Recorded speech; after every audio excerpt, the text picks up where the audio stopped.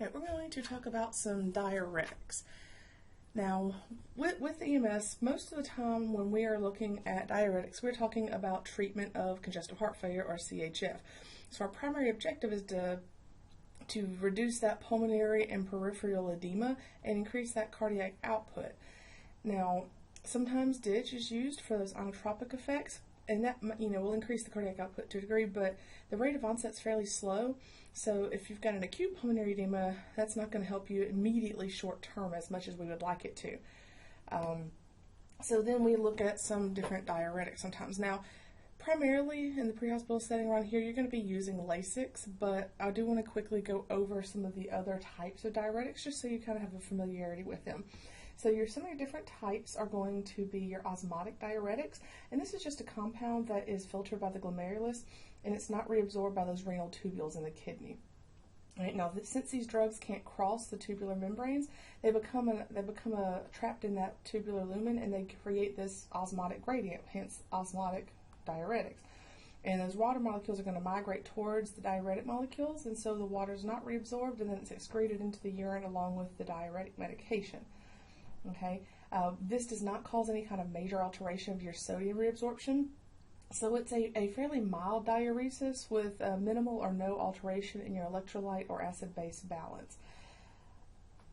Your primary drug here would be mannitol, all right, and it's the most frequently used osmotic diuretic, and since it doesn't penetrate cell membranes, it can be given IV.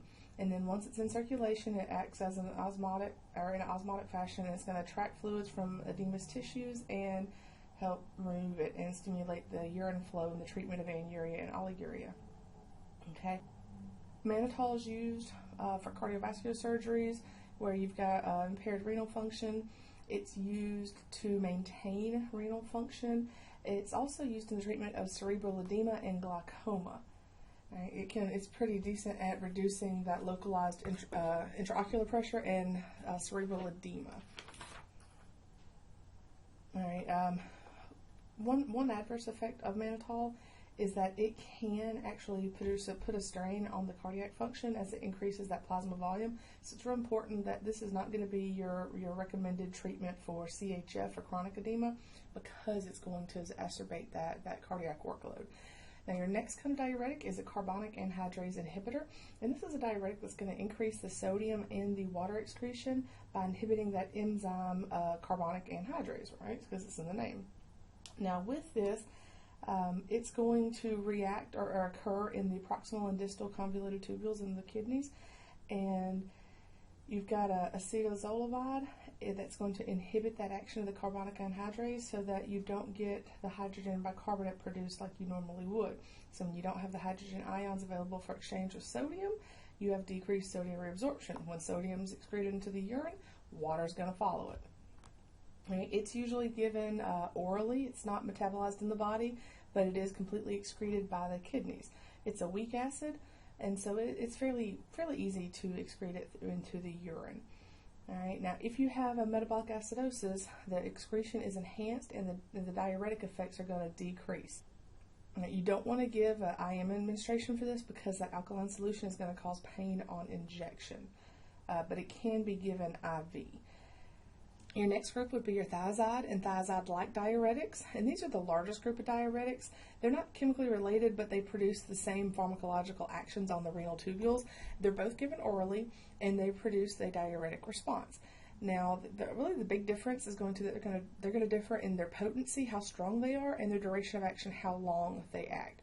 So some of your more common ones are hydrofluorothiazide, your chlorothiazide, metolazone, and I've probably screwed that name up, but it's okay. And then HCTZ hydrochlorothiazide is another popular one that I've seen a lot in the home meds.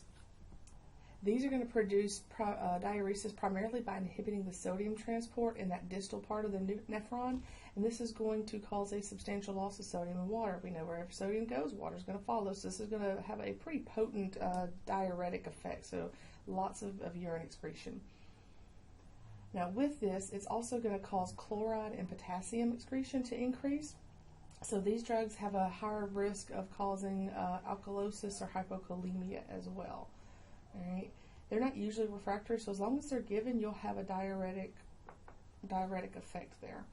Now your adverse effects, because of the how strong they are, they can cause the plasma volume to decrease, causing a drop in blood pressure, which means they may have some orthostatic hypotension with this. Some people may have a hypersensitivity to it, some rashes, things like that, nausea, diarrhea, anorexia, headache, other things like that. Usually reducing that dose will help minimize that adverse effects with this. For your organic acid diuretics, this is going to be the ones that we're primarily given in the pre-hospital setting, Lasix. All right, furosemide, Bumex is another one, torsemide is another one as well, but these are organic or loop diuretics, and so these are going to work on the loop of Henle, and they're going to promote diuresis by inhibiting your sodium and your chloride ion transport in that loop of Henle.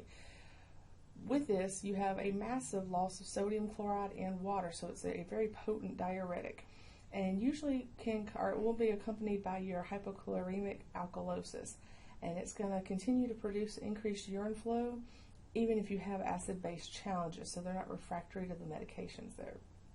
Right, it's not uncommon for furosemide to be added to other diuretic regimens if the other ones are not producing enough of a diuretic effect. Now, the adverse effects of these, nausea, vomiting, hypokalemia, things like that, they also can cause hyperglycemia. They have a tendency to upset the blood sugar levels in patients who have diabetes as well. Primarily diabetes mellitus, but could be in the other ones as well. Another particular adverse effect that's mostly with this particular class is going to be ototoxicity. So especially when given too fast, they can cause, of course, ringing the ears, but when given in higher amounts, or in given with conjunction with aminoglycoside antibiotics, this would be like your mycin drugs, neomycin, streptomycin, kanamycin, that kind of stuff. It can cause tone deafness in patients.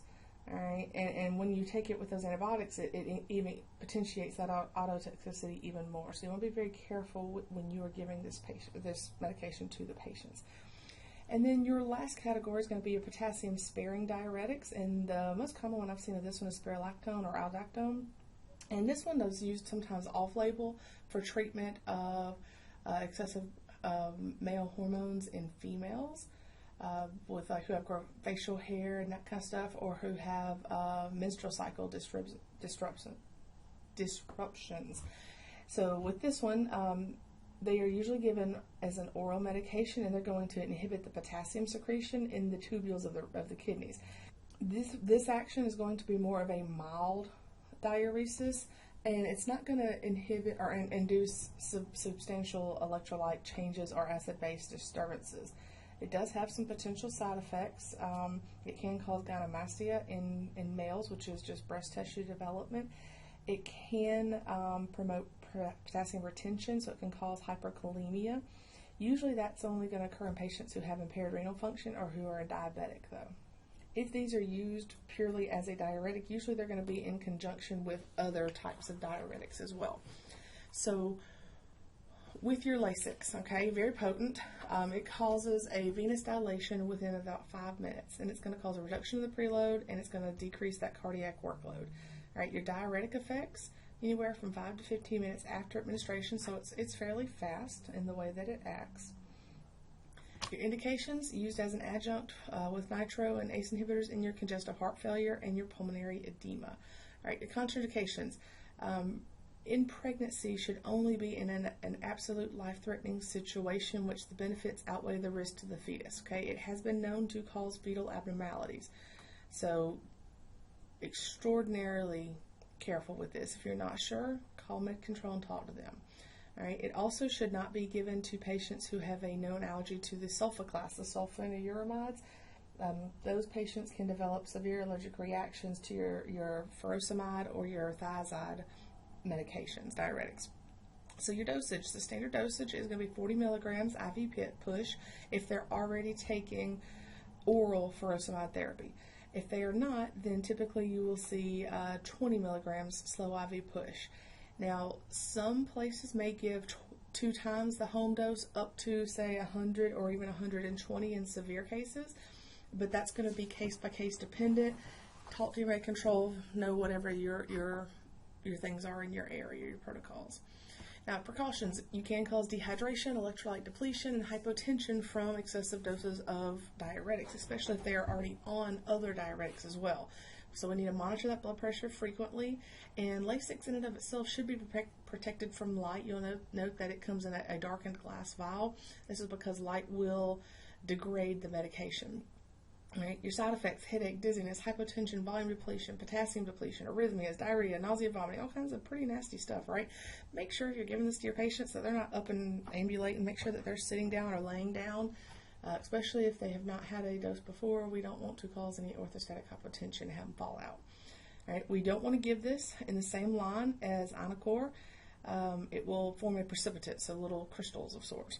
All right, and make sure that if be careful if you're using this with other diuretics, because you can cause a severe hypotensive state and electrolyte imbalance.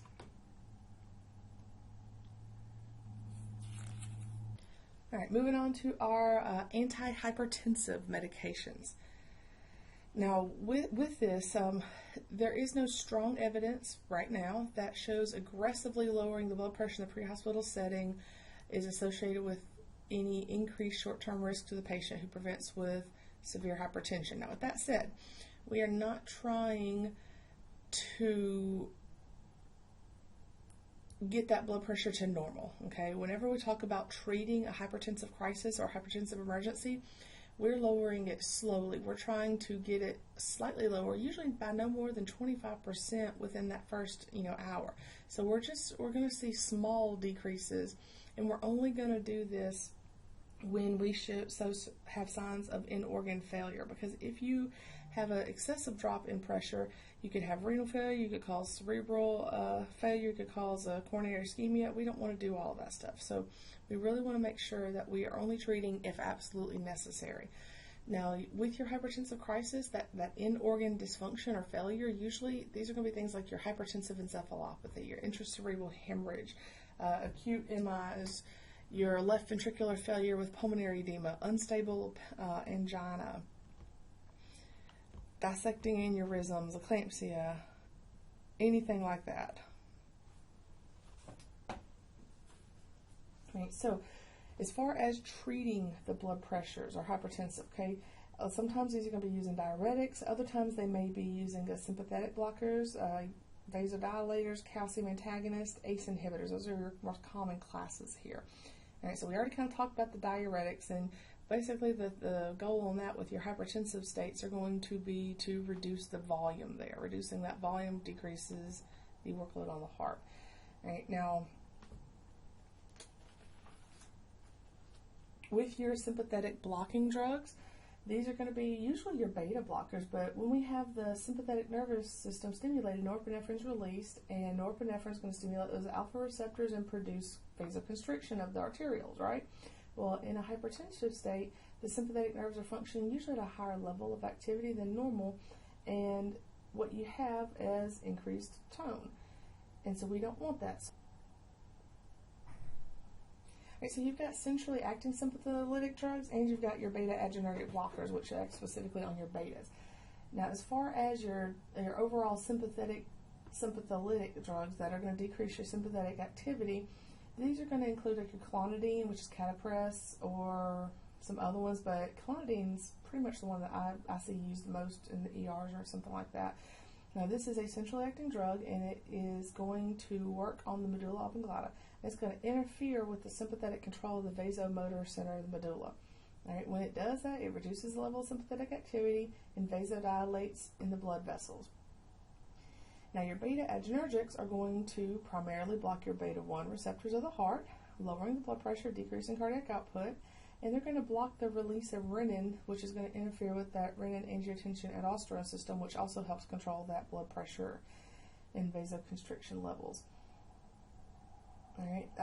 Some studies have shown that propranolol, which is the most lipid-soluble beta blocker, by the way, has a central action also similar to clonidine to lower that blood pressure as well.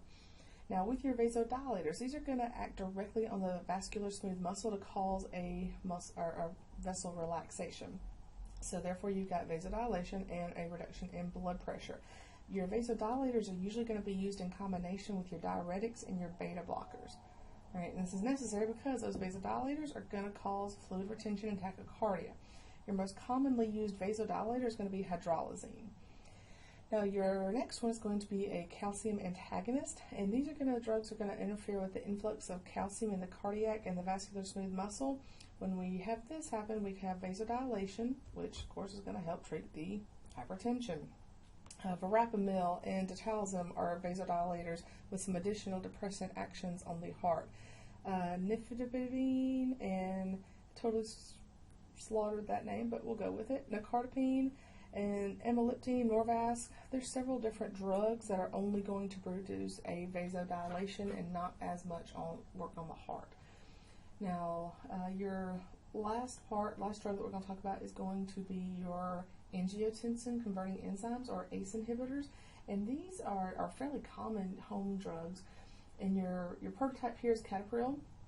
You may also see lisinopril is a fairly common one as well. But what these do, we're going to treat lots of hypertension. When used properly, these inhibitors are going to have very few adverse effects and have some pretty substantial advantages over your diuretics and your beta blockers. Right? They're very potent. They are going to basically, well, let me back up. So with your angiotensin converting enzyme, right, that is necessary for the formation of your angiotensin, which is a potent vasoconstrictor in the bloods. All right, angiotensin what helps regulate your blood pressure and your blood volume. So if we inhibit the angiotensin converting enzyme, we're going to decrease the angiotensin formation, which is going to produce a vasodilatory effect, and then lower the blood pressure. Right? These usually are going to increase the renal blood flow as well, which is good. We want that most of the time. And it's going to cause less interference with your mental and physical performance, and many patients, will say that they feel a lot better taking that versus your beta blockers or other things like that. Some of the adverse effects: headaches, dizziness, GI disturbances, and rashes, loss of taste. Another less frequent side effect is a non-productive cough or acute angioedema of the face and oral cavity. That one is not very common, but it can happen in your ACE inhibitors. And you can be taking the ACE inhibitors for years, and then poof, one day it happens. If that happens, you treat it the same way as an allergic reaction. So, your hydralazine, all right, potent vasodilator. It's going to relax that vascular smooth muscle. It's going to cause decreased arterial pressure and decreased peripheral resistance and increased cardiac output. Works fairly fast, lasts for a decent amount of time. Your indications: hypertensive crisis, where you need a prompt reduction in your blood pressure. All right. Sometimes you may see is also used with hypertension that is complicating pregnancy, eclampsia and preeclampsia.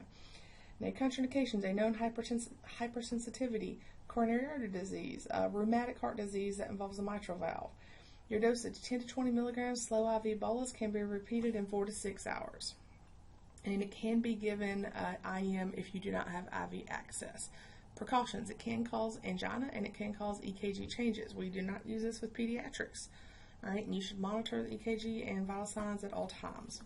All right, side effects: headache, dizziness, tachycardia, dysrhythmias, chest pain, and if given with other antihypertensive medications, can cause a substantial drop in the blood pressure.